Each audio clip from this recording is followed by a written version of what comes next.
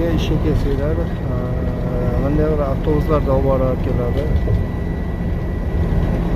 Bizni ishimiz shu ekan. Ertaman kelayotganda 2 soat yo'lda yuramiz, qaytishda 2 soat yo'lda yuramiz. 4 soatimiz bir kunda yo'lda o'tib ketadi. İşga bo'lgandan keyin 8 soat u yerda ishlaymiz. O shu hisoblaganda 12 soat bo'ladi. Lekin bizni 8 soat to'laydi. Avtobus olib borib keladi. Angliyada yana nima desak, yaxshi ishlasa, yomon ishlasa ham oylig'ini to'liq beradi. Chasovka soat. Net soat ishlagan bo'lsa, 8 soatiga to'laydi. Объемы bor. Son объемda bir xilgi fermalarda 40 yashik tersangiz, malina 40 yashik norma bo'lsa 40 yashikdan oz tersangiz 3 marta eslatma beradi, to'rtinchisida увольнение beradi.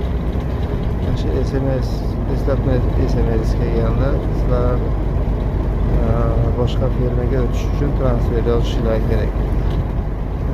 Sizlar agregatordan kelsanglar, agregatorga yozasizlar transfer, men boshqa zavodga, boshqa firmaga o'tmoqchiman deb. Full jobsdan kelgan bo'lsa, full jobsga yozasizlar. Shuni ikkita SMS kelganini yozib qo'ysanglar, keyin boshqa nimaga o'tib ketsanglar bo'laveradi, firmaga ishlagan tanishib. Agar объемi yo'q, chasovkalar ko'p, tashkillar ishlasanglar, SMS kelmaydiganlar ham bor. SMS keladigan firmalar kamdan kam. Sanoqli bo'ladi. SMS kelmaydigan firmalar qashaq ishga ketib 6 oy ishlasanglar bo'ladi. 2026dan boshlab 10 oy ishlaysizlar Angliyada. Uylarga ketganinglardan keyin 4 oy yurasiz. O'sha 4 oydan keyin qaytasizlar yana bu yoqqa, yana 10 oy yurasiz. Yangi qonun kirgizib qo'ydi. Kelib ishlab kelsanglar bo'ladi.